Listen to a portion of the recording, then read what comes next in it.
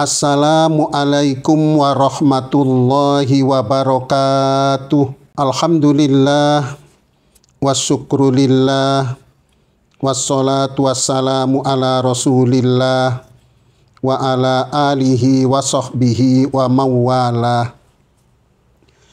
Ashhadu an la ilaha illallah wahdahu la syarikalah wa asyhadu anna muhammadan abduhu wa rasuluh. Rabbi syrah li sadri wa yassir li amri wahlul 'uqdatam min lisani yafqahu qawli, amma ba'du. Alhamdulillah, kami panjatkan puji syukur kehadirat Allah Subhanahu wa ta'ala yang pada malam hari ini kita dalam keadaan sehat walafiat. Mudah-mudahan kesehatan dan keafiatan terus-menerus melimpah pada kita, penuh syukur kepadanya sampai kita kembali menghadap kepadanya. Amin ya rabbal alamin.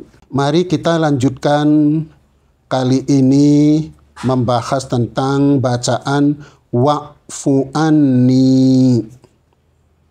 Rabbighfirli warhamni wajburni warfa'ni warzuqni wahdini wa'afini wa'fu anni. Wa'fu anni artinya adalah dan maafkanlah kesalahanku atau maafkanlah dosaku. Jadi di sini mohon dimaafkan kesalahannya atau mohon dimaafkan dosanya.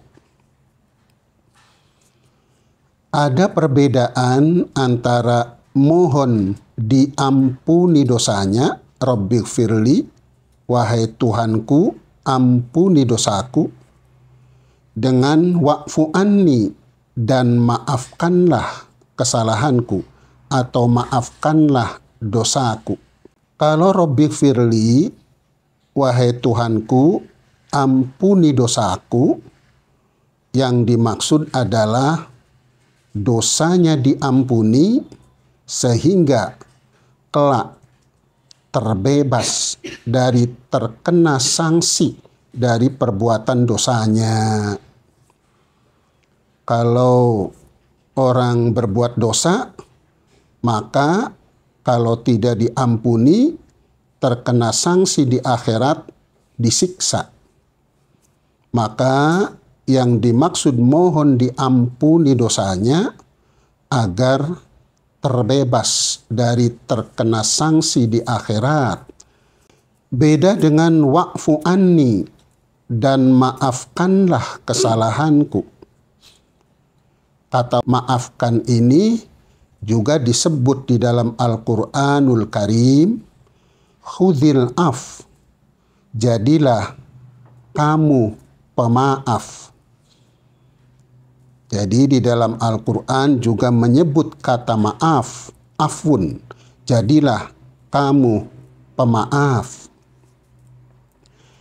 Kata afun di dalam Al-Quranul Karim, maaf itu artinya, kata afun itu adalah tercabut akarnya atau terhapus.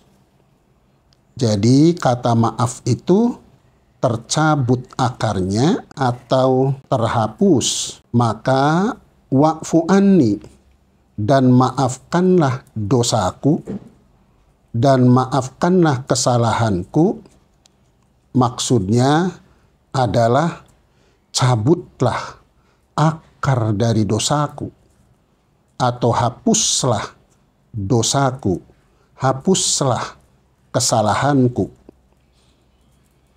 Minta ampun tujuannya adalah supaya terbebas dari terkena sanksi dari dosa yang diperbuatnya. Tapi kalau mohon maaf maksudnya adalah agar dosanya terhapus atau agar akar dosanya itu tercabut. Kalau kita ambil contoh, kalau orang itu berbuat dosa, maka dicatat oleh malaikat perbuatan dosanya. Maka nanti di akhirat kita akan menerima buku catatan tentang perbuatan-perbuatan dosa yang telah dilakukannya dan perbuatan-perbuatan baik yang telah dilakukannya.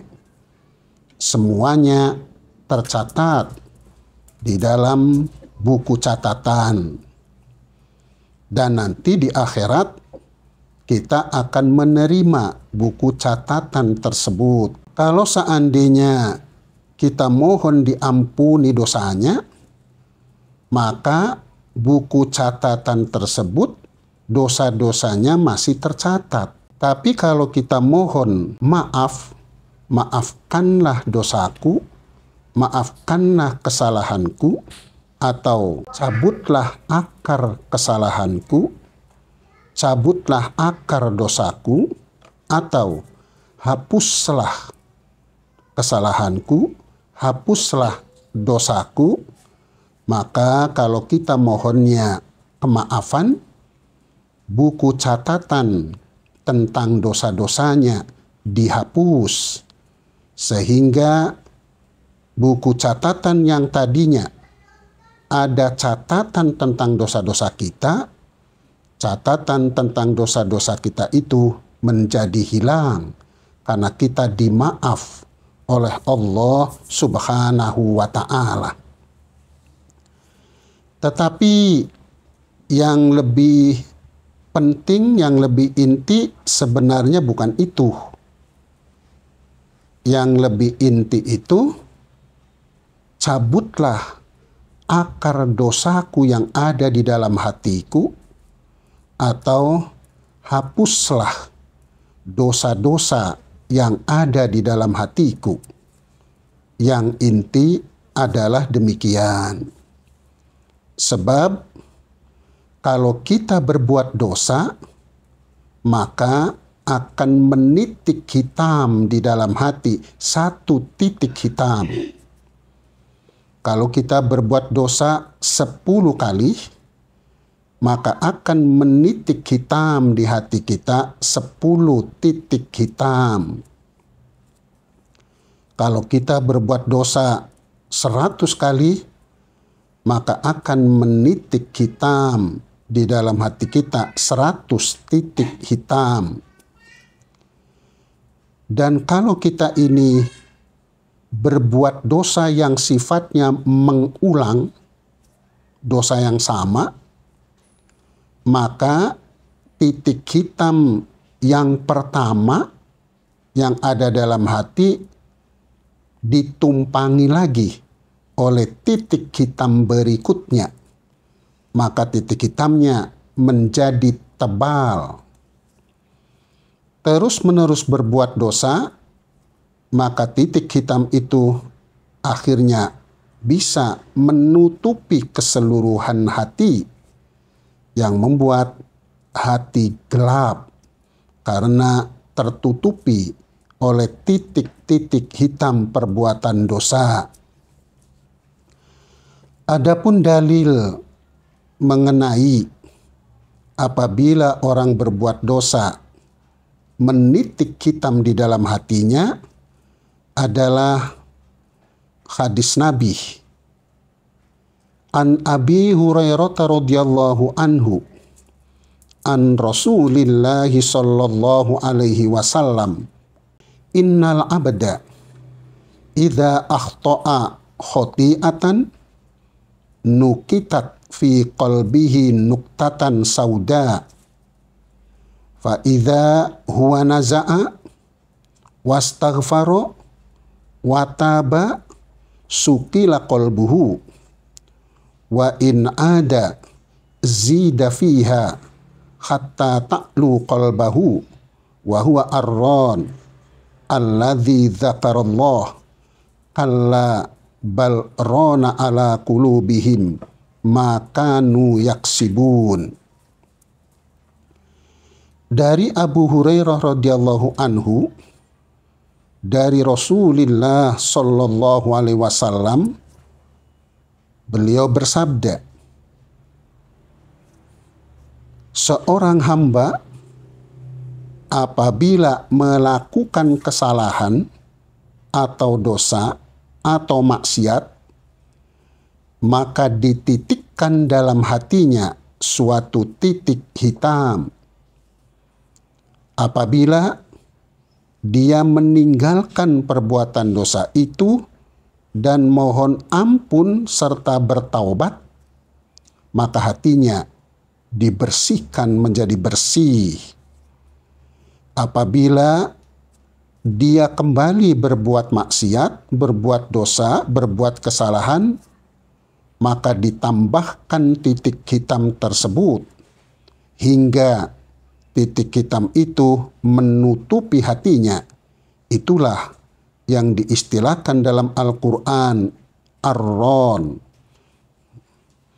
Allah mengistilahkan titik hitam yang ditumpang tindih terus-menerus adalah Ar-Ron.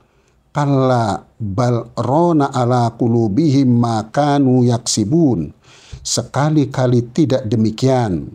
Sebenarnya apa yang selalu mereka usahakan itulah yang menutupi hati mereka. Jadi Ar-Ron adalah titik hitam di hati yang menebal, yang membuat hati tertutupi. Ini menurut tafsir Al-Jalalain. Jadi berdasarkan hadis ini, apabila kita berbuat dosa, maka akan menitik hitam di dalam hatinya. Apabila perbuatan dosanya itu jenisnya yang lain, menitik hitam pula di dalam hati di tempat yang lain. Apabila perbuatan dosa itu mengulang, maka akan menitik hitam di dalam hatinya dengan menumpang tindih terhadap titik hitam yang telah ada. Maka jadilah kalau terus-menerus dibiarkan, jadilah di dalam hati kita itu Ar-Ron, yaitu ada semacam karat terhadap besi atau titik hitam yang menebal, yang menutupi hati. Itulah dalil dari sabda Nabi besar Muhammad Sallallahu Alaihi Wasallam, yaitu terdapat di dalam hadis Tirmidzi nomor 3334, hadis Imam Ahmad ada pada juz 2 nomor 297, hadis Imam Ibnu Majah ada pada nomor 4244, juga hadis Ibnu Hibban ada pada juz 7 nomor 27. Menurut Imam Tirmidzi, hadis ini hadis hasan sahih. Maka hadis ini adalah hadis yang kuat, yang bisa dijadikan hujjah, bisa dijadikan dasar untuk berpikir selanjutnya. Jadi berdasarkan hadis ini, orang yang berbuat dosa akan menitik hitam di dalam hatinya. Dengan adanya demikian, khususnya kepada diri saya, kalau kita renung-renung, kita ini banyak sekali titik hitam yang ada di dalam hati kita. Bisa jadi titik hitam itu menebal, sehingga hati kita sudah sebagian tertutupi oleh titik hitam yang menebal tadi. Kadang-kadang ada hamba Allah yang tidak memikirkan dengan keadaan hati yang tertutupi oleh titik-titik hitam yang banyak. Karena hamba Allah itu lebih fokus dosa-dosa yang diperbuatnya diampuni oleh Allah Subhanahu wa ta'ala. Kalau orang itu fokusnya terkait dengan perbuatan dosa itu cuma mohon ampun saja kepada Allah, maka dosa yang diperbuatnya akan diampuni oleh Allah Subhanahu wa Ta'ala, tetapi titik-titik hitam yang ada di hatinya masih tetap ada. Sedangkan setiap perbuatan dosa yang dilakukan oleh hamba akan menitik hitam di dalam hatinya, dan titik hitam yang ada di dalam hati itu menuntut pada hati untuk mengulang perbuatan dosa tersebut. Kalau titik hitam kita ini banyak, maka hati kita akan dituntut oleh titik-titik hitam itu untuk mengulang perbuatan dosanya. Maka akan muncullah kecenderungan-kecenderungan di hati untuk mengulang perbuatan dosanya. Kalau titik hitam itu menebal sekali, maka tuntutan itu akan besar yang membuat orang itu sering tidak menyadari bahwa kecenderungannya adalah kecenderungan dalam perbuatan dosa. Dia dituntut hatinya untuk mengulang perbuatan dosa dengan tuntutan yang besar yang membuat dirinya itu sering spontanitas berbuat dosa. Kita tahu membicarakan kejelekan orang lain adalah dosa. Dan kalau kita melakukan itu akan menitik hitam di dalam hatinya. Dan titik hitam membicarakan kejelekan orang itu akan menuntut hati untuk mengulang membicarakan kejelekan orang. Maka lama-lama membicarakan kejelekan orang itu suatu yang digandrungi oleh hati, yang dicenderungi oleh hati akibat dari adanya titik hitam yang tidak terhapus. Kalau sebagian dari hati itu banyak titik hitamnya, maka hati itu banyak kecenderungan untuk berbuat dosanya, selain daripada berkecenderungan untuk taat kepada Allah Subhanahu wa Ta'ala. Maka kecenderungan untuk taatnya sering terhalangi oleh kecenderungan tidak taat.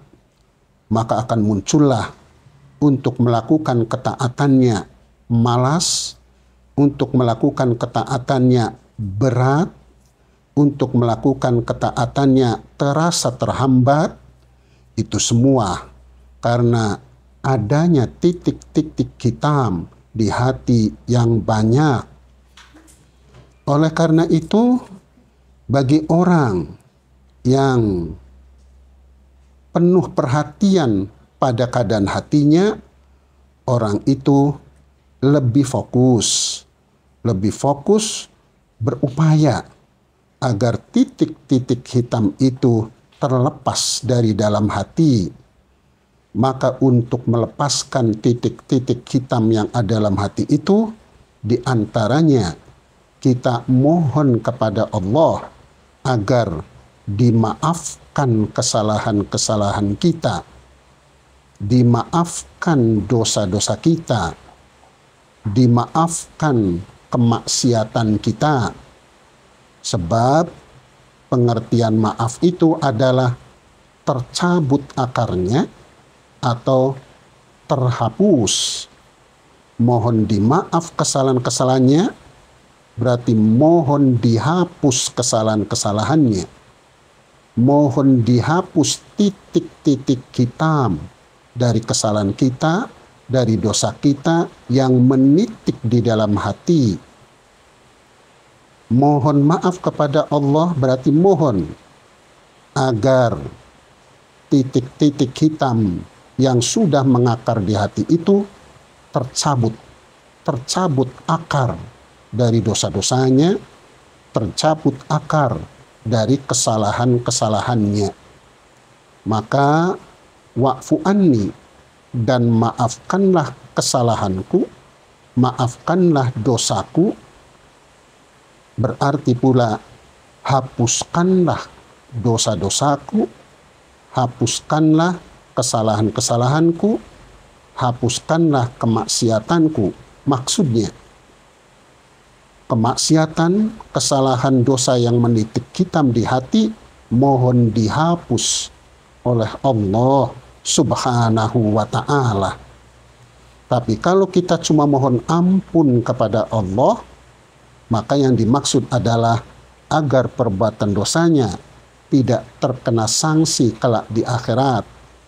Tapi kalau kita mohon maaf kepada Allah, mohon agar titik-titik hitam yang menitik di dalam hati itu tercabut dari akarnya dan juga terhapus sehingga hati menjadi bersih. Itulah perbedaan antara mohon diampuni dosanya dengan mohon dimaaf dosa-dosanya. Wa'fu anni, dan maafkanlah kesalahanku. Wa'fu anni, dan maafkanlah dosa-dosaku.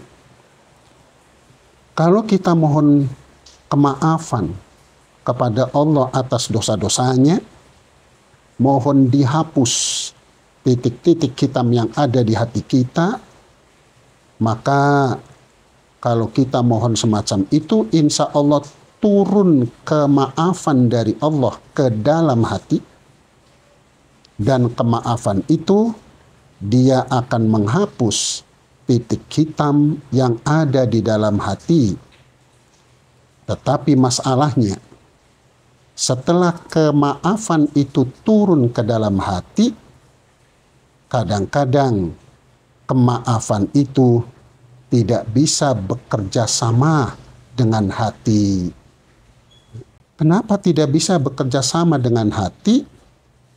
Karena hatinya tidak ada kemauan, tidak ada keinginan kuat, tidak ada usaha untuk menghapus titik-titik hitam itu. Kalau di hati itu ada keinginan kuat, ingin titik-titik hitam itu hilang. Kalau di hati itu ada upaya untuk menghapus titik-titik hitam yang ada di hati, hatinya berkemauan untuk membersihkan hati, kemudian datang kemaafan dari Allah yang fungsinya membersihkan hati, maka kemaafan itu jadi bisa bekerja sama dengan keadaan hatinya. Maka kemaafan itu dia akan bekerja untuk menghapus kesalahan-kesalahan, titik-titik hitam yang ada di hatinya. Jadi, wa'fu anni, dan maafkanlah dosaku. Kita berdoa semacam itu, turun kemaafan dari Allah ke dalam hati kita. Setelah turun kemaafan dari Allah ke dalam hati kita, dia mau bekerja untuk membersihkan hati. Kalau seandainya hatinya itu tidak ada keinginan, ingin hatinya bersih, tidak ada upaya untuk membersihkan hati, maka kemaafan tadi menjadi tidak leluasa bekerjanya. Karena hatinya memang tidak ada kemauan untuk menghapus titik-titik hitam itu. Tapi kalau hatinya ada kemauan untuk menghapus titik-titik hitam itu, kemaafan yang Allah turunkan ke dalam hati menjadi leluasa bekerjanya di dalam hati karena dicocoki oleh hati. Oleh karena itu tetap sebagaimana yang lalu, wa'afini, wa'fu anni, dan maafkanlah kesalahanku, itu tidak cuma berdoa semacam itu, tapi harus dibarengi adanya keinginan, kemauan dari hati untuk menghapus titik-titik hitam itu, atau adanya keinginan dari kemauan hati untuk membersihkan kekotoran-kekotoran yang ada di hati. Adanya kemohon semacam itu, maka kemaafan turun ke dalam hati. Dia akan betah di dalam hati untuk membersihkan hati. Tapi kalau di hati tidak ada kemauan untuk membersihkan hati, maka kemaafan tadi turun ke dalam hati dari doa kita. Kemudian bisa saja kemaafan tadi tidak punya tempat di hati kita, sehingga kemaafan tadi kembali kepada Allah Subhanahu wa ta'ala. Jadi wa'fu anni, dan maafkanlah kesalahanku. Setelah berdoa kita dituntut, yaitu untuk berupaya membersihkan hati kita. Di dalam hadis tadi, mari kita renungi kembali. Innal abda idza akhta'a khati'ah nukitat fi qalbihi nuqtatan sauda fa idza huwa naza'a wastaghfara wa taba sukila qalbuhu. Seorang hamba apabila melakukan dosa, maka dititikkan dalam hatinya satu titik hitam.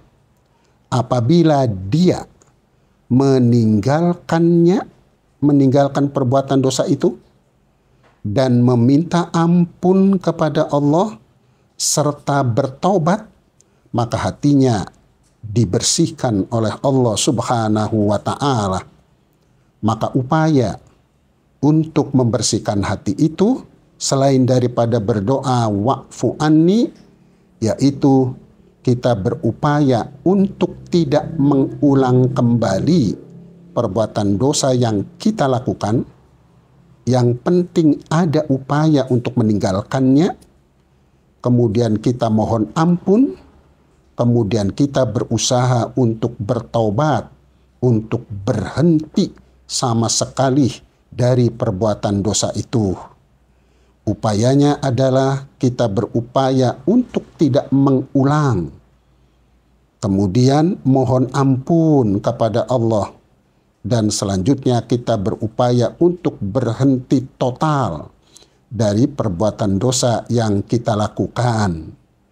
Kalau kita melakukan 3 hal itu bagian dari hamba Allah yang ingin hatinya bersih dan dia ada upaya untuk membersihkan hatinya. Kalau itu ada, kemudian berdoa wa'fu anni, dan maafkanlah kesalahanku, dosaku, bersihkanlah, hapuslah dosa-dosaku, niscaya dia akan bergabung kemaafan itu dengan upaya tadi. Yang akan terjadi adalah selanjutnya proses penyucian hati dari segala kekotoran-kekotoran yang ada di hati. Jadi beda dengan mohon ampun. Kalau kita mohon ampun kepada Allah, niscaya akan turun ampunan dari Allah, sehingga kita akan terbebas dari terkena sanksi. Begitu saja sudah cukup. Tapi kalau mohon maaf harus dibarengi dengan adanya upaya dari diri kita untuk meninggalkan, tidak mengulang perbuatan dosa, mohon ampun, dan berupaya untuk berhenti total dari perbuatan dosa. Yang penting di sini adalah adanya upaya. Jadi di dalam hati itu ada upaya, ada kemauan untuk tidak mengulang perbuatan dosa. Kemudian juga beristighfar, mohon ampun. Dan adanya kemauan dari hati untuk berhenti total dari perbuatan dosanya. Jadi yang penting ada upaya. Yang penting ada upaya. Kemudian turun kemaafan, maka akan gabung. Maka jadilah upaya kita gabung dengan anugerah kemaafan dari Allah yang berfungsi membersihkan hati. Gabungan dari keduanya niscaya akan terjadi proses penyucian hati. Jadi itulah wa'fu anni, dan maafkanlah kesalahanku. Dengan demikian ibadah sholat yang Allah wajibkan kepada diri kita, pada hakikatnya isi dari ibadah sholat itu diantaranya untuk memproses hati kita menjadi hati yang bersih, hati yang suci, yang menjadikan kita akan mulia di sisi Allah dan di sisi manusia. Juga hati yang suci akan menghantar menuju kelapangan hati selapang-lapangnya, sehingga hati itu bagaikan lautan. Laut kalau ditimpahi kotoran-kotoran apa saja tidak bermasalah. Laut kalau ditimpahi duri apa saja tidak terasa, tidak masalah, tidak sakit. Laut kalau diisi apa saja yang tidak baik juga tidak masalah. Semua akan lebur dan semua akan menjadikan tidak masalah. Hati yang suci, hati yang bersih membuat apapun yang menimpa kepada dirinya yang tidak enak secara kemanusiaan, sakit secara kemanusiaan, membuat semuanya tidak bermasalah. Hati tidak punya masalah apa-apa dalam menjalani hidupnya, karena hati lapang selapang-lapangnya. Itulah hati yang suci, hati yang bersih. Maka Allah mewajibkan sholat selain akan menghantar menuju mulia di sisi Allah Subhanahu wa Ta'ala, juga akan terhantar menjadi lapang hatinya dalam menjalani hidup, sehingga terasa hidup itu tidak punya masalah. Hatinya tidak pernah bermasalah dalam menghadapi aneka macam masalah-masalah. Yang kebalikannya adalah kadang-kadang tidak ada masalah, tapi hatinya membuat masalah sendiri. Itu kebalikan daripada hati yang suci. Sungguh maksud Allah mewajibkan sholat betul-betul bentuk kasih sayang Allah kepada hambanya. Sampai Allah menekankan wajib sholat. Bukan untuk kepentingan Allah, tapi karena pentingnya sholat untuk kebahagiaan yang hakiki dan kemuliaan yang hakiki bagi hambanya di dunia dan akhirat.